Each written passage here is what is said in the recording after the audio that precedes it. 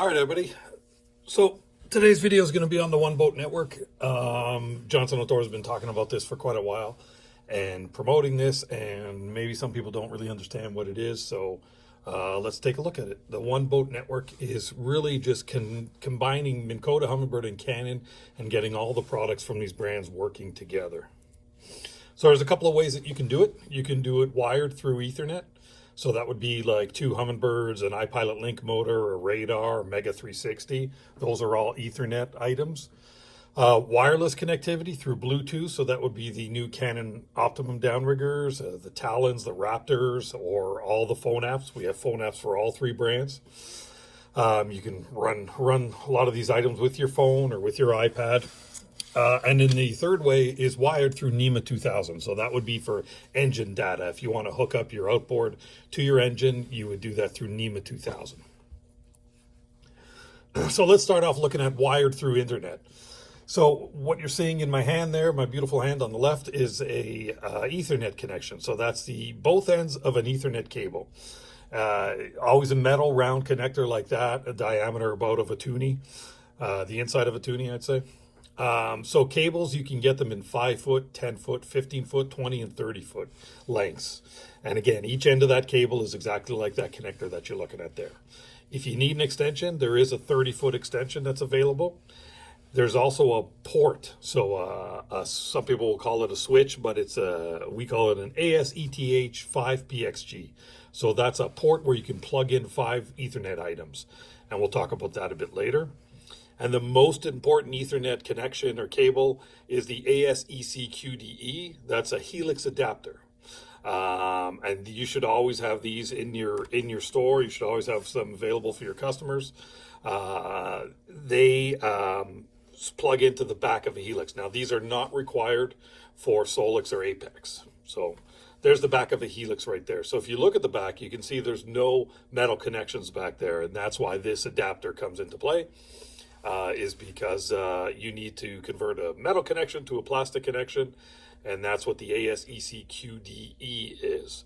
Sometimes you'll hear it called a dongle. I'm not even sure where that name came from, but I think I got kicked in the dongle once when I was in elementary school, and it hurt like heck.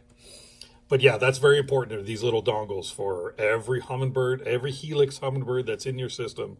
You need to have one of these, and again, not required for Solix or Apex. So let's start off with our first networking. So let's say we got two Humminbirds and we want them to talk to each other and share data. So you've got two Humminbirds, two Helixes. So in this case, you're going to need two ASEC QDE, so two dongles. And then all you need is an Ethernet cable in between the two of the length that's required so that they can reach. So again, 5, 10, 15, 20-foot Ethernet cable. That's all you need to make two Humminbirds talk to each other. Two Helixes. Again, if you have Solix or Apex, the touchscreens, then you don't even need the dongles, right? So what can you do? A Helix can share 2D sonar. So all the sonar from one unit can be shared with the other. So, for example, if one is a side imaging unit and the other unit is a 2D unit, they can share the side imaging. You can see side imaging on both units. You can also share waypoints and routes. So that's kind of important too, because if you're doing some side imaging while sitting at the console, you can mark some waypoints. And then when you go up front to fish those waypoints, they'll actually show up on that screen up front if they're networked together. Solix and Apex, they'll do obviously all the same, but they'll also share mapping as well. So that's another advantage to going up to the higher level. If you do want to connect, you can mix families. So you can connect a Helix to a Solix, but they are unable to share mapping information and unable to share sonar information because the Helix and the Solix, Helix is a different platform from our touchscreens. So they cannot share sonar information. So now let's look at the question we get asked the most is, what if we're hooking up an IPilot link motor with one Humminbird? Okay, so first of all, you got to make sure you have the right components to do this. So a motor must be an IPilot link motor, not just the IPilot. So that's the biggest mistake that I see very often is people have an IPilot motor and they want to hook it up to a sonar. It's just not possible. It has to be a link motor. The way to tell is that there'll be there's a couple of ways to tell, is that there'll be an Ethernet cable coming out of the head of the motor. So it'll look like just that cable I showed you, a connection like that coming out of the head of the motor, and it'll actually have a transducer cable coming out as well. So there'll be two cables coming out of the head of the motor. The other way to tell is just by looking at the remote. An IPilot Link motor has a color touchscreen remote like you see in the picture there. So it has to be an IPilot Link motor. As far as sonars go, the Humminbird must have an N in the code. So in other words, it has to be a Helix 7 G3N, not a Helix 7 G3. The N is what signifies networking. So again, there's the cable, there's the Ethernet cable coming out of it. So on the left picture, you see two cables. That's the smaller metal cable is the US2 connection. So that's the US2 transducer, 2D transducer built into the foot of the motor. And that's the Ethernet cable that I showed you before. And the picture on the right, same idea, except it's not a US2 transducer. That's a connection for a DI or SI transducer next to the Ethernet cable. So again, that's what you'll find coming out of an IPilot Link motor. To figure out if the unit is a networking unit, just look at the serial number. So if you look at the top one, it says G3N, so the N is the networking. And the one on the bottom just says G3, so that is not a networking. Now, the only time that this comes into play is with Helix 7s, because we have non-networking Helix 7s and networking Helix 7s. Anything above a Helix 7, so 8, 9, 10, up to the top of the chain, apex, those are all networking units. So the only time you have to check this is in Helix 7. Anything below Helix 7 does not network. So a Helix 5, we do not have a Helix 5 that will network. So this is what you need to hook up your IPilot Link motor to your Humminbird. So again, it's a Helix, so you need that adapter. There's the two cables, the picture in the center there, that's two cables coming out of the motor. So we're going to connect that Ethernet cable, the round silver one, to the dongle that's in the back of the unit, and you're done. That's it. Now your Humminbird can control your IPilot Link motor. And again, that big round connector, that's for the transducer if you want to hook it up. Keep in mind, there is always a 30-foot extension cable included with the Link motor. So that is in the box. Please be careful when you open the box. You don't want to accidentally throw it away because there's a lot of packaging in there. But there is a 30-foot extension in there. Now, the other thing, I touched on US2 and the transducers built into the motor. So if it's a Link motor, it has a transducer built into the foot of the motor. And it's either a US2 transducer or it's an MDI MSI, meaning mega down imaging or mega side imaging transducer. So this transducer built in has nothing to do with IPilot or IPilot Link. It has nothing to do with it at all. But your customer may want to use the transducer. They should want to use the transducer that's built into the trolling motor, especially if it's a DI transducer. Those are beautiful and they work so well. So you'll just need a little connector for that depending on which one it is. If it's US2 with a Humminbird, you'll need the MKR US28. And then we have the other adapters, the bigger adapters for either Helix 7 or anything bigger than that. And that's what you get. So that's a screen, a Humminbird screen. And that's the virtual menu that'll come up. So from your Humminbird, you can turn the prop on and off, and you can steer left and right. You can push plus and minus to go faster and slower. If it's an Altera, you can stow the Altera. You can hit spot lock and do autopilot. You can backtrack. So these are all features with IPilot Link. So that's the benefits of what you get with IPilot Link. And you can control it all again from your Humminbird. Really practical for trolling guys.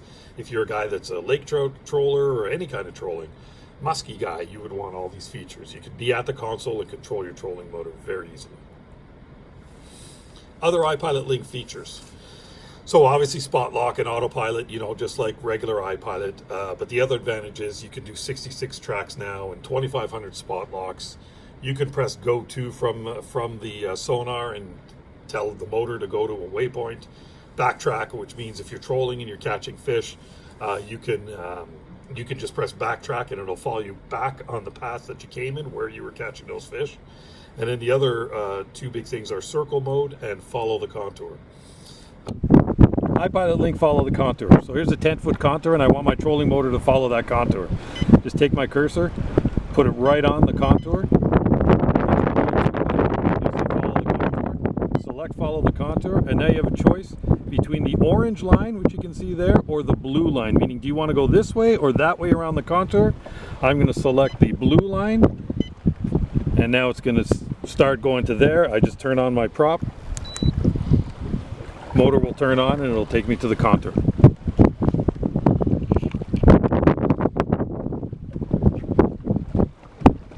Okay, so now we get into a little more complicated. I hope everything's been clear so far, but this is the important thing to remember is when you have 3 Ethernet items that you want to talk to each other. So let's say you have 2 Humminbirds in the boat and you want to hook up an IPilot Link trolling motor to it. So as you saw on the back of the Helixes, they only have 1 Ethernet connection in the back. So now you need this port system, this hub, if you want to call it. So it's an AS-ETH5PXG.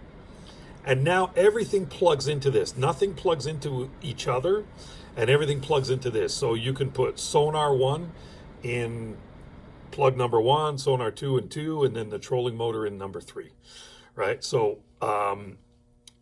again, the trolling motor has the extension cable. You need Ethernet dongle, so the AS-ECQDE, 1 for each unit, and whatever cable length you need.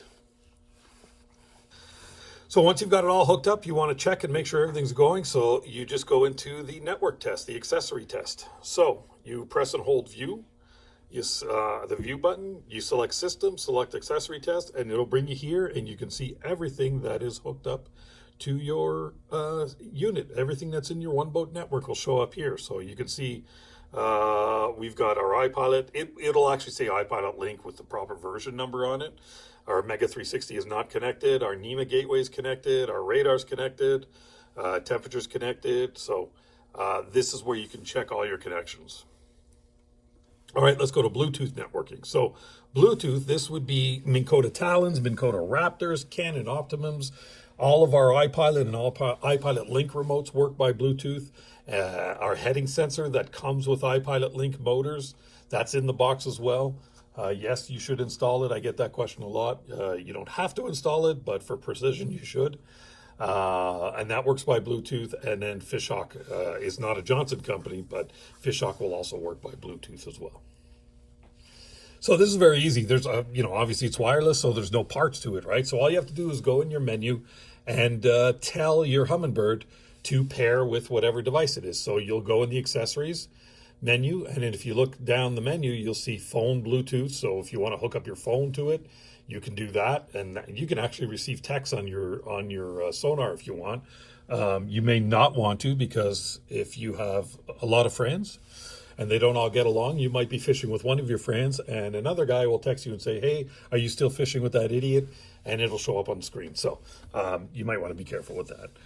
But you can hook up your phone, you can hook up your Talons, your Raptors, Cannon. This is where you would go. So you go down in the menu, select, let's say, Bluetooth Raptor, pair device, and then you have to go to your Raptors and pair the device there, activate the pair function.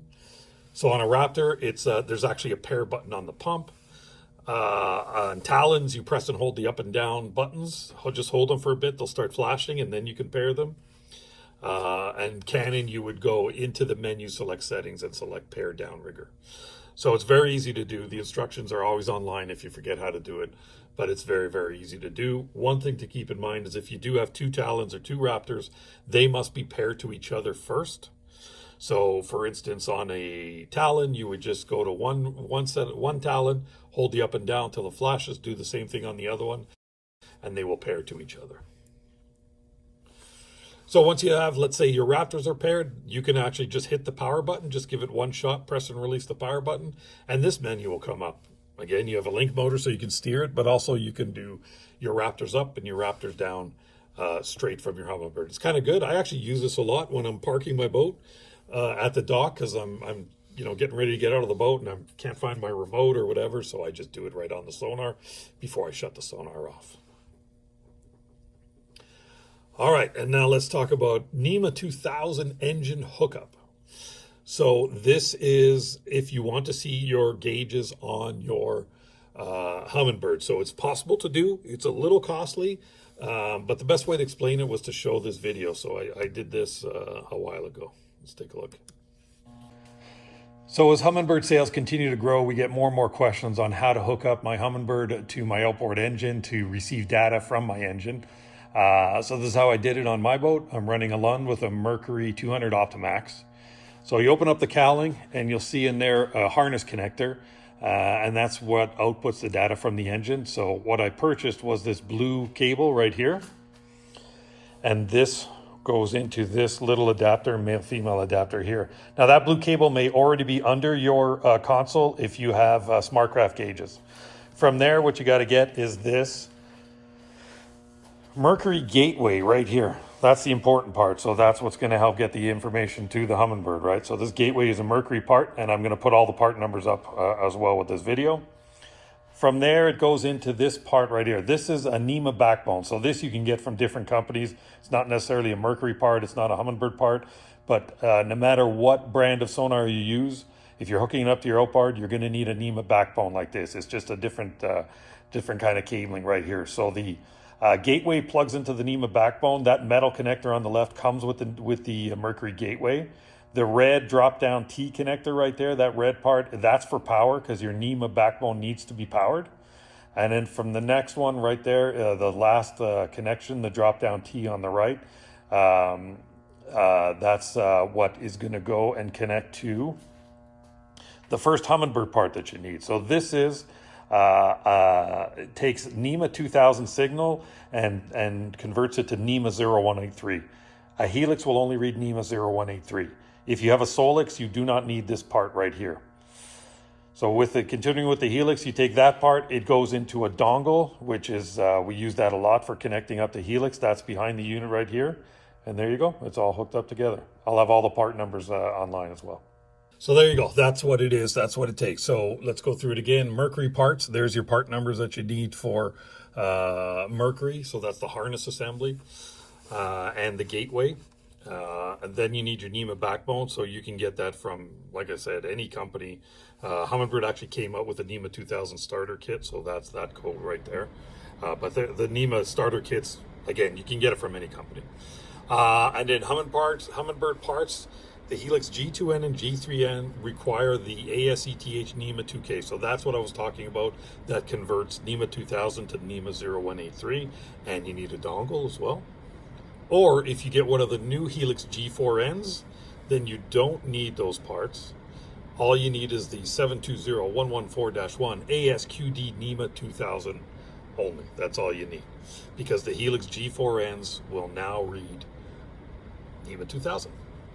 And if it's a Solix or an Apex, you don't need that. Your Nema backbone can plug right into your Solix or Apex. Software updates. So these are very important. Whenever you get the whole system together, so you've got your whole boat network, if you're having any trouble, the first thing you have to do is check all the software.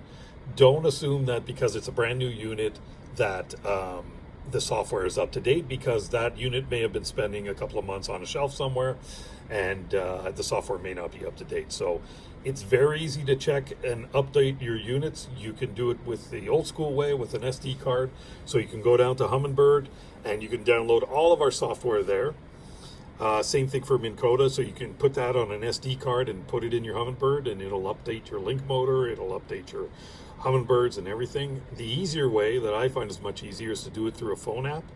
So through Bluetooth, if you as I showed you before, you can Bluetooth your telephone to your Humminbird, and then it'll check everything in the system and it'll tell you what needs to be updated. And you may have to do that with the IPilot link app as well. But download that. These apps are all free. I urge you to download them and play with them. There's even simulators on them, so you can try out how the buttons work and everything. And same thing for Cannon. You can download the Cannon app and do software updates on that. So if you're having any trouble, that's the first step to do, is make sure all the software is up to date. So that's all we got right now for networking. So if you want, please go to Principal Outdoors, the YouTube channel. Give us a like, give us a follow, and there'll be lots of videos on how to rig boats with Minn Kota, Humminbird, and Cannon products. Thanks again for listening.